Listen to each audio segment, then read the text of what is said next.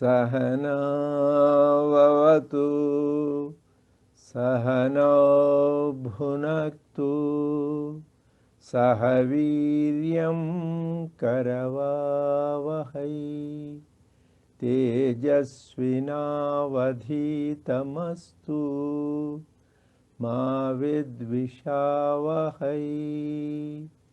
Om Shanti, Shanti, Shanti.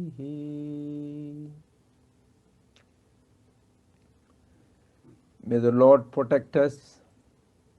May He nourish us. May we acquire the capacity to study and understand the scriptures. May our study be brilliant and may we not cavil at each other. Om. Peace, peace, peace unto us all. Dear brothers and sisters, loving Sai Ram to all of you, we welcome all of you for this online satsang of the SSSIO Center of Arcadia. Today we are going to do the study guide 5. So the theme is Signs of Happiness. So the whole theme for our birthday celebration this year is Happiness is Union with God, which we are going to do the celebration online both on November 21st 8 p.m. and November 22nd 9 a.m. Please, we welcome all of you and join. So to be prepared, like anything Swami says, the better you are prepared, the you understand better. So we developed 6 study guides which we shared with all of you. We sent you personally one-to-one. Also they are available in the website, which you can look at them and they can download, available in various languages. At least by the time you finish, we should know what are the main topics under the happiness. First is, what is happiness? Sometimes we don't even know what is happiness. Like we didn't know what is love, worldly love, divine love. Similarly, what is happiness? People confuse pleasure with happiness. This is ananda, not just like a little sukham or pleasure. What is happiness? That is the first study guide. Second study guide is, where is happiness? And third study guide is, how to attain happiness? And fourth study guide last week we discussed was, how to overcome the obstacles to happiness. We want to be happy, but why are not? So we discussed about the various obstacles. So today we'll be talking about signs of happiness, and then we will end up finishing with our very nature is bliss. Actually, we don't need to search anywhere. We are Ananda Swarupa. That is the last guide. So just at least I want all of us to remember. I know we cannot remember all the quotes of Swami, but at least first fundamental quote, what is happiness? Anybody asks, even in dream, we should tell, hey, happiness is union with God. So if somebody is not union with God, you cannot say you are happy. Yeah, I'm pleasure, I have some nice joy, little joy, like nice ice cream or nice music or nice thing, but it is not, you can't call it bliss. Ananda is bliss. So first, what is happiness? At least we can remember the stories, then they will give. First, what happens? This Bhrigu goes to Varuna and he says, clearly his father says, the one who stays in Brahman, the Brahmi knowledge, he is always blissful. Yasya Brahmani ramate chittam nandati nandati nandatyeva. One whose mind and heart is in the state of Brahman consciousness, he is always blissful, joyful, he never knows what is sorrow.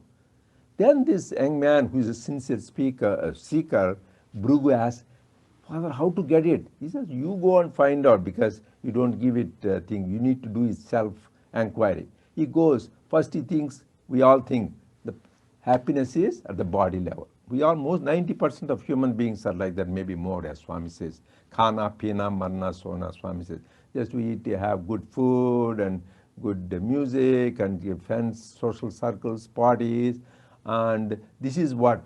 That is lower level, body level consciousness, Annamaya Kosha. Then his father says, hey, you are misled, that's not there. Then he goes inside, Pranamaya Kosha, vital air sheath. Then he goes on going inward, that is why sadhana is called inward path. No, it is not there. Then he goes Manomaya Kosha, in mental sheath. Because mind is where Manomolam Idam Jagat. Source of happiness is in the mind. Because even though you may have beautiful, wonderful food and wonderful music, but your mind is disturbed for something, we all know that. Then you don't enjoy that food, you don't enjoy that company. So mind is the one which is, he says, okay, Dad, I know now, it is the mind, it is the bliss. No, that is also temporary, that is not. Then he says, no. Then he goes inside, that is the Vijnanamaya Kosha, discriminative faculty. What is real, what is unreal. Then that is not also, he says. Then finally he came to the goal, that is Anandamaya Kosha. Then only he got to bliss that is close to Atma. So first is, what is happiness? It is not in all these things, but go inward. Next story we remember is Tyagaraja story and followed by the story of Dugrung Karane. That is easy to say rather than Adi Shankara. So the Tyagaraja was offered money, wealth, position in the royal court. He said, there is no Nidhi Chala Sukhama, Ramuni Sannidhi Seva Sukhama. The real happiness is proximity to God. He realized not in wealth, position, power. So he realized that where is happiness? It is not in wealth. And even the subsequent one we found, that story where Adi Shankara found that man who was chanting grammar text, Dugrung Karane, and he taught him, hey, chant Bhajagovindam, Modamate. Hey, ignorant one, we are also, that guy is Dugrung Karane. Why is he doing Dugrung Karane? He wants to be a scholar so that he can get a position in the get good money, comfortable. We are also like that. We want to get a good degree, medical, law, accounting, or something, whatever. Good degree, good job, make good money, bank balance. But he says you cannot get that. You get temporary pleasure. You won't get it. So, like that guy said, it is not there. The happiness is not there in procuring wealth, or scholarship, or position, or power, because these are all the things which we think gives happiness. Most of the people, as Swami says, like the earth goes around the sun, so man always from dawn to dusk goes around money. Money. So it is not there and not in scholarship, and sometimes people who are go the next level they want power, position. So none of this will give you happiness. So yes, so you discard all that. Then what happens? Next story, very cute. The last week we did, Ubhaya Bharati story. There are people who have given up everything. I don't want wealth, I don't want position, power. They go in meditation, they're sannyasis, great people. Then even those people, that is the beautiful story is, have these two problems, everybody, ego and attachment. That man who gave up everything, he wants comfortable, poor guy, he wants to have a little jug as his pillow. And this Ubhaya Bharati makes a comment to arouse his reaction. Hey, this man still gave up everything, but he wants some comfortable time. Then he was upset. Oh my, there are people criticizing me. Then he gets mad and throws that part. That means even us, we may give up everything. Even it happens in spiritual organization, in many spiritual organizations. Ramakrishna Mission, I have seen Chinmaya Mission. Even at the level of sannyasis, people fight. Why? They may have given up everything. They given up family, they given up money, but it comes control, the power, position, and they have that, I did this, this is my ashram, I have so many followers, I have so many people, I have so much attention, so many hits in the internet because those guys give talks. So that is I and the attachment to the name and fame. So those are the very subtle, but there is also great attachment. That's the last obstacles. the ahankara and mamakara. So this beautifully, all these stories give us lesson how go inward to tap the source of happiness. They can realize that happiness is not in money or position, power, and scholarship, and also subtle attachment, get rid of the ego, ahankara. I am doer, and mamakara, that is I want the position. I and mine, that is the warp and woof of Maya. Now we come to sign up happiness, that is where study guide 5. This is the continuity, and then we will have last one will be that we are Ananda Swarupa, how we realize we are the bliss. So just now we will start study guide 5 with inspiration story followed by some Swami's words. Thank you, Dr. Reddy. So we are starting with Study Guide 5, Signs of Happiness, Inspirational Story. Suguna and Lord Krishna. There was a gopi named Suguna who had no other thoughts than those related to Lord Krishna. Every evening, it was the usual routine in Vrindavan for every housewife to light their lamp from the flame of the lamp at the house of Nanda.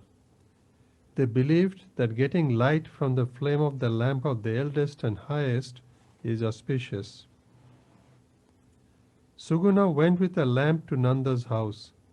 When she reached the house, her mind was lost in the thrill and joy of seeing the very house where Lord Krishna had spent his childhood days, to which his pranks and prattle drew all the cowherd boys and girls.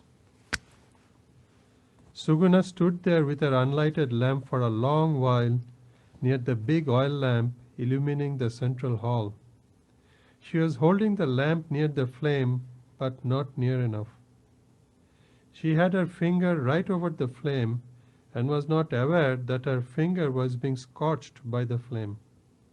Suguna was so filled with Krishna consciousness that she was unaware of the pain.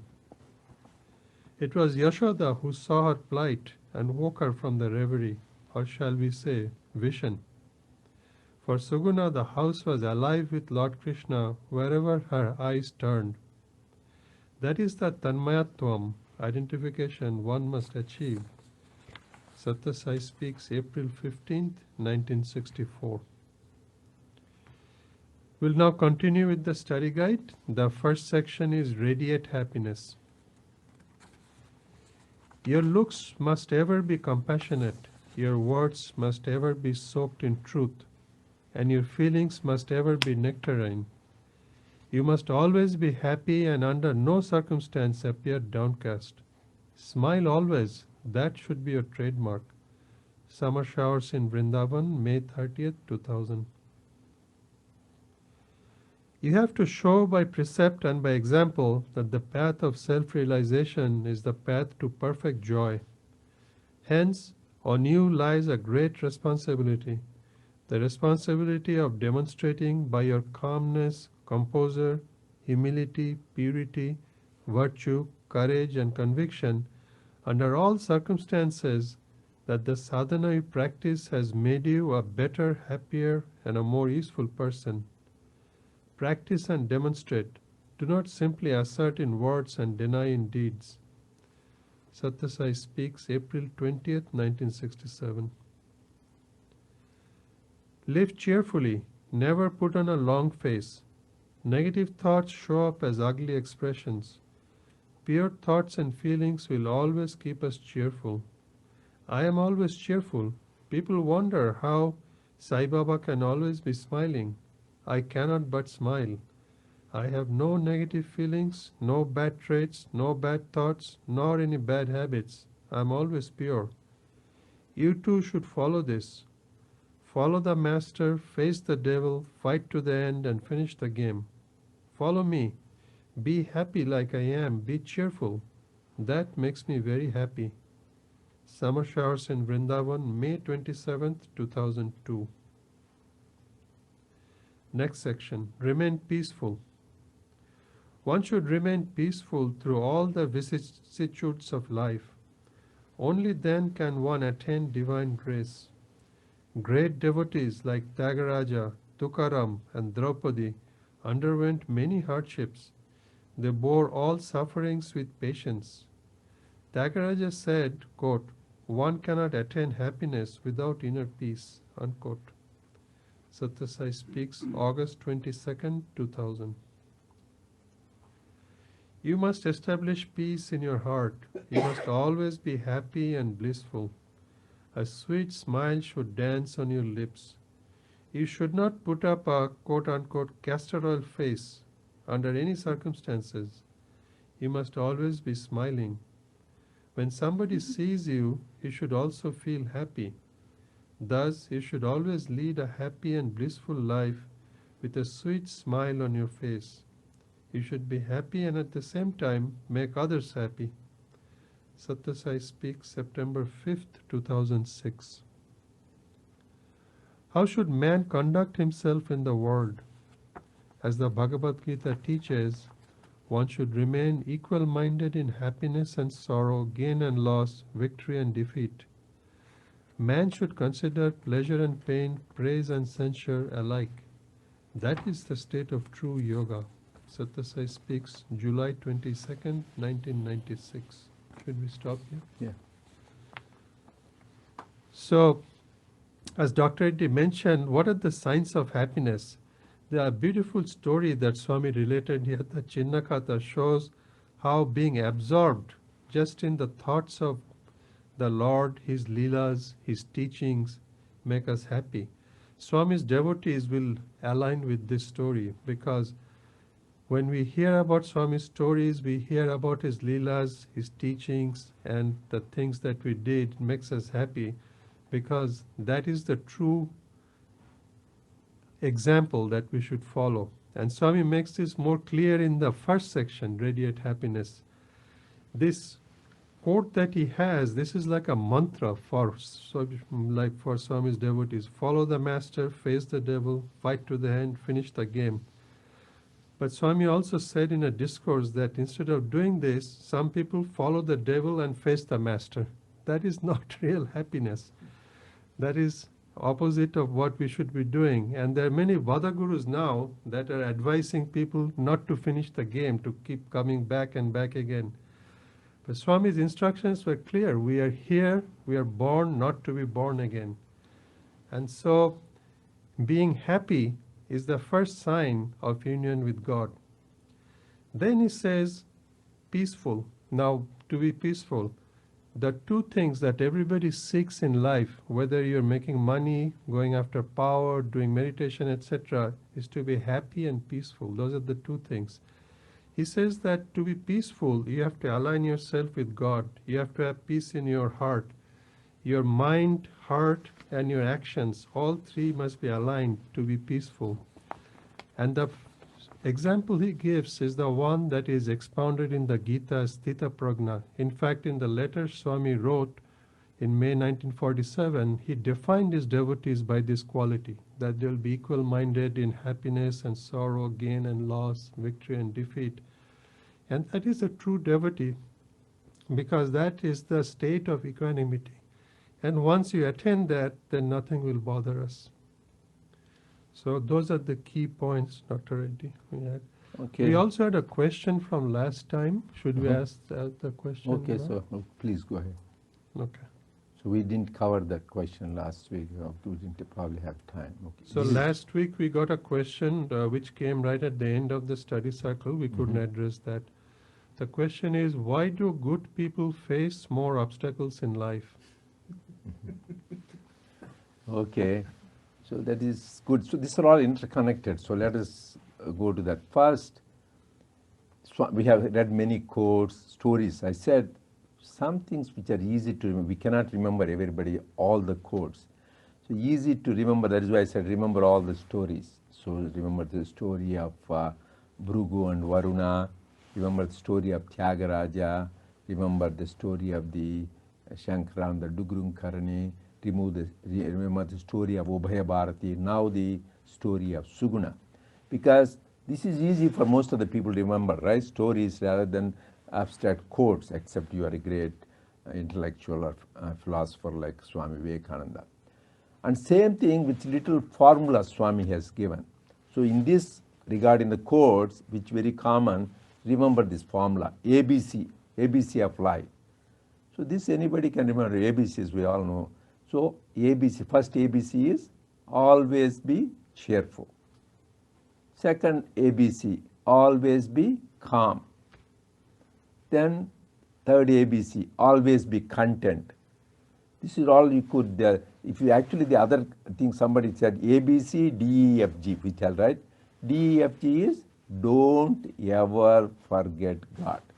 So this lady Suguna was an example, she never forgot. So if you practice this, you will be happy. Second part, D, E, F, G, don't ever forget God. If you practice that, automatically you will be having the first ABCs. Will be always be calm, will be always be content, Trupti, and then will be always be cheerful. So that goes with that. So actually my wife, Vidya, she used to give the things to her patients. Hey, come up with the ABC, something. Each time they come up with something, always be, one girl kept always be cooking because they're girls, they like so cook. So something you always think about it to get the source. But for us, always be calm, content, and always be cheerful. For us, don't ever forget God. Who is that? The example is Suguna.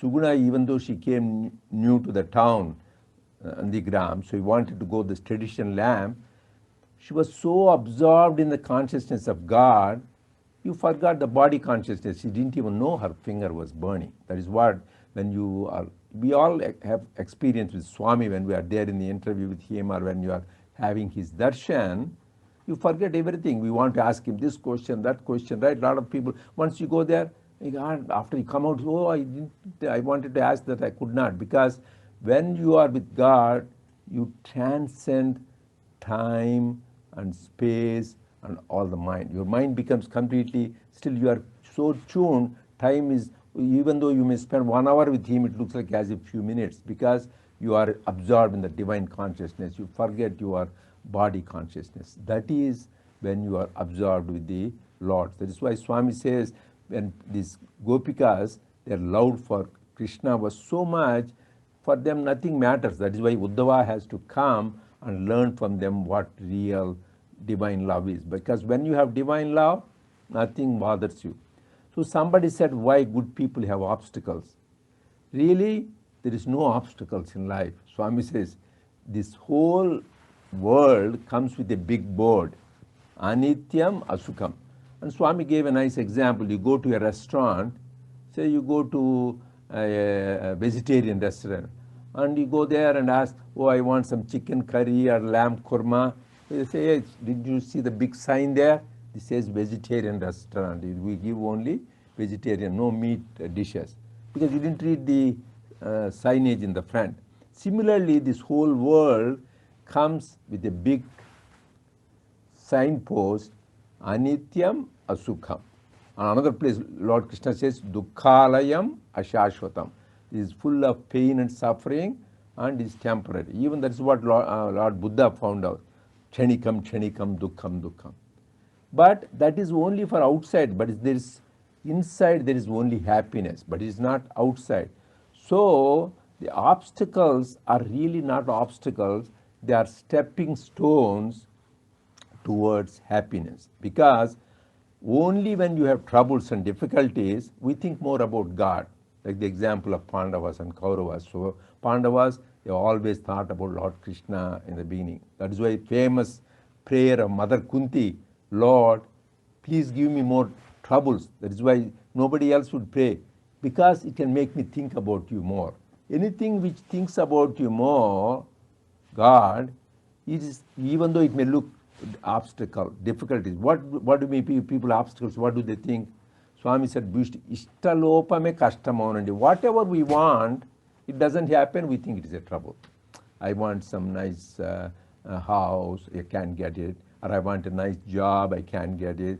Promotion, I want the wedding for my son or a daughter, I cannot have that done.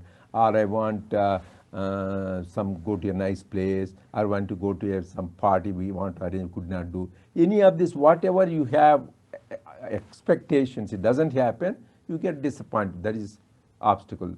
But that's really for the ultimate, that is really helpful. God, who is like our own mother and father, He won't give us anything which is really obstacle to our life. Ultimate purpose of the life is to realize we are completely happy. That is why in the beginning stages, Swami said, and even it is the first, that is in life we have anishtam and ishtam. So we all want ishta prapti, anishta nivritti. We want what we desire, we want to happen. Something which you don't want, like you don't like somebody, you want to them to stay away. Somebody you like, you got same good food. Something which you like, good food, you want it. Something you don't like, just stay away. So this is the whole life is, you like something, you don't want. So in the beginning, you pray, like you have not good health, you pray to God, please take away. So He will make your or you have financial trouble, take it away. You have family trouble. So your anishta, He will make it ishta, He will make it, remove it. But life is like that. If you one trouble goes, there is something will come. One sickness goes, something else will come. One problem goes, something. That is a part. So in the beginning stages, what we'll do is one trouble is replaced by what you want. But a stage will come, everything is Shivam. That is why it's first in Rudram it is chanted Aghora, Ghora. That means God has two aspects. Ghora, that means a terrible aspect. Aghora means peaceful aspect. Like these thieves and everything is Rudra. And the guys who hit you, bother you, they're all Rudra. You pray, they will become nice to you. That is a Aghora aspect. But a stage finally will come, everything you see as Shiva, everything else you see Brahman, then nothing bothers you. So first you have what you don't want, you want it to be turned to what you like. That is God will do that. But finally He wants to realize everything is Shivam, everything is good, there is nothing good or bad. In the beginning you think what you don't like, you want bad to turn good. But ultimately, Sarvam Shivamayam. That is why the beautiful bhajan, know that the Lord is sweetness itself. Everything is the sign of His grace. That is the bottom line. Finally, you should come. There is nothing good, nothing bad. Everything in life, there is no obstacle. Everything is sign of His grace. Then you will be happy. That is what Swami was referring to Gita, that Sthita Prajna Lakshana. And actually, in whole Gita, if you read, 4 or 5 places, that's all emphasized. If you go to qualities of Sthita Prajna, in chapter 2, he emphasized this is stage of equanimity or equal-mindedness. You go to chapter 12, qualities of a devotee, that's all he talks about, equal-mindedness. You go to the Trigunatita, who is beyond, transcend the gunas, he talks about the thing. And you go to Kshetrajna Vibhagam, where he talks about qualities of a jnani, that's all. So many places he emphasized this quality. That is why Swami in that historic letter of May 17th, 1940, May 25th, 1947, he wrote that my definition of devotion is maintaining that. So the connect, there is no obstacles. In highest level, there is no obstacles. All these great saints, you read their lives, even Professor Kasturi, he lost his son, he had wife sick, so many troubles, and all these people, Tyagaraja, you read all the great devotees, Sri Ramakrishna, why avatars? Jesus Christ, how did he end? He was crucified. Lord Buddha, you read how much his own cousin Devadatta used to give trouble to him, try to harm him, try to kill him. And even Shidi Baba in his own town, they try to give trouble to him. Swami's thing, if you read Swami, first few years of his life, my God, the amount of torture he went through, the people cutting his scalp, trying to exercise and try to hurt him, try to put fire in place where he is living. So this is even Avatar Krishna. He was born in a jail, and how much demons he had to attack. Rama, the Avatar himself, he has, the day he need to be coronated, he was sent in exile. But what did they, all of them have? Mita Sundarat. He had the same smile when his father Dasharatha said, you will be coronated. And the same next morning when he get the news, you will be sent to the exile to the forest, he had the same smile. Because to set an example, so even the avatar Purushas, they don't need to go through that to show example. It is a part of life, but in spite of that, you can be peaceful. That is why spirituality is peace in difficulties. It is not immunity from difficulties. Even though you're a spiritual person, you'll have difficulties. But it is not immunity, not because I'm spiritual, I won't have trouble. You will, but you'll still have peace in difficulties. Like going in a place where there are thorny bushes, but you wear nice shoes. It won't bother you. Similarly, grace of God in the troubles and difficulties is go through. Like you are going through surgery, but you have anesthesia. So that is the beauty about the covering this thing. But important is we need to have peace. We want happiness. That is why that famous thing is Tyagaraja Kirtana. There I say Nidhi Chala Sukama. Raman here, Shantamuleka Saukyamuledu. That is a famous Tyagaraja Kirtana. Shantamuleka Saukyamuledu. If it says, if you don't have peace, you won't be happy. So you need to have that peace. And further, Swami gave that also simple principle. How do you get peace? I want peace. Remove I, ego. Remove want, the desire. Automatically you will peace. So this at least we can remember the formulas. ABC, always be cheerful. ABC, always be calm. ABC, always be content. And I want peace. Remove I and want will be peaceful. So this is the important highlights. If we have that, then we'll be happy. So you can go ahead with the rest of the things, and hopefully we can finish today the guide 4. So next section is live in love. You must always be happy, smiling and loving. When you are smiling, love will automatically develop in you. Sathya speaks July 28, 2007. Love can confer so much joy. If you smile, others will do the same. Therefore, all of you must go through life with smiles and joy. When someone scolds, one normally feels hurt, while the person who is scolding gets some satisfaction. Don't feel hurt when you are criticized or abused. Instead, react by just smiling. You may wonder, quote, why should I smile when that person is saying so many unpleasant things about me? The answer is simple. You must smile because you have given the other person a chance to derive some satisfaction, even if it is by hurting your feelings. Be happy that you are an instrument to make the other person happy. That is the positive attitude and sense of love that you have to develop. Summer Showers in Vrindavan, May 22nd, 2000.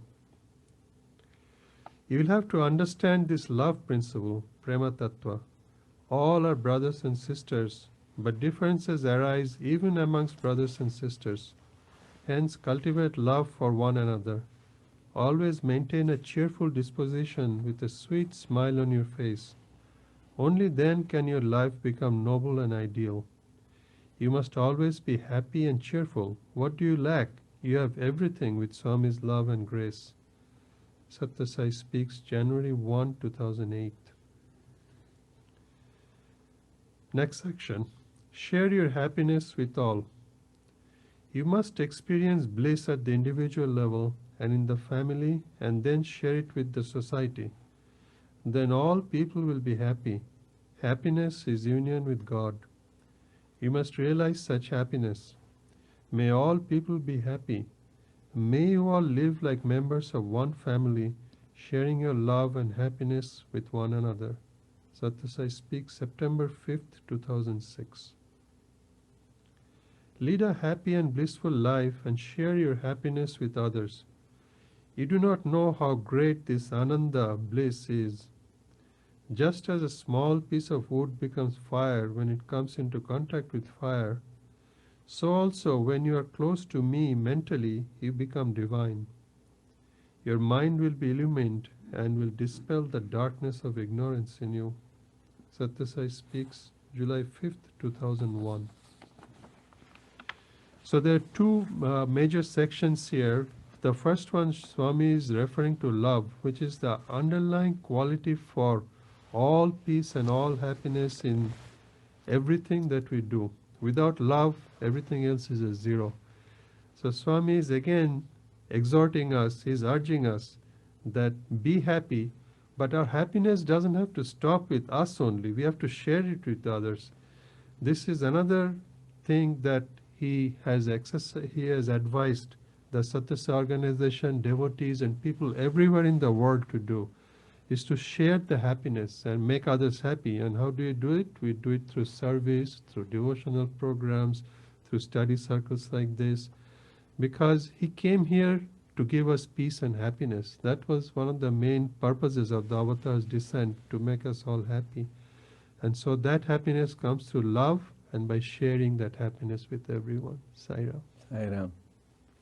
So that is why we talk about in Lord Krishna in Gita, he says, what did he say? Atma upamanyena sarvatra samam pashyati Arjuna sukham va yadiva dukkham sayogi paramo mataha.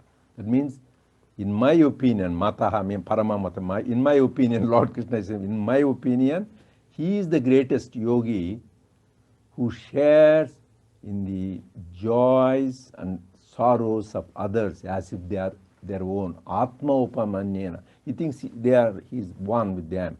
So people, that's why we all, whenever there is suffering, whether it's hurricanes, floods, right now there is big hunger in Africa, we are supporting them, sending truckloads of food to, because there are more than 200 million people who are hungry, like that, because pain of others, you feel your own and try to help. Happiness also we should feel. There is happiness, people share pain much more easily than happiness. Except when there is happiness in others, people sometimes feel jealous. Why that guy is happy, so I'm not that happy. So you should feel their happiness is your very happiness. So that is also very, very important. And also people want to be happy at the expense of others, making jokes on others. Hey, that guy is fat, that guy is bald, or that guy is that. That is evil. So you should make others happy, but your own deficiencies, whatever you have. I can tell you this happened in Kodaikanal. One of the devotees, Swami's small group was there. He was a little bit fat. Swami said, let us check blood pressure, everybody. Swami's blood pressure was checked perfect, 110/70. See, I am 60 plus, still my blood pressure is good. Then he told, see that this other devotee was a little bit fat. Swami may put his blood pressure cup around him. And he just inflated the blood pressure cuff, and just because he's so fat, he just blew and just hit to the roof, the cuff. And everybody was laughing because that is funny. And this guy also was laughing because it is at his expense. Swami said, hey, why are you laughing? You are fat and because of you it went. Why are you laughing? Because we are all laughing at you. Then he gave a very good answer. Swami, I'm laughing because I can make God and other people happy by this, my thing. So Swami, that is the attitude you should have, because make others happy, whatever happens. That is the attitude. And just share the happiness with others. Be cheerful. That is because as much sorrow is contagious, joy, laughter, and cheerfulness is also kind. You make a thing, and everybody, if you are, as Swami has repeatedly telling, castor oil, pose or maros, the others also will be like that.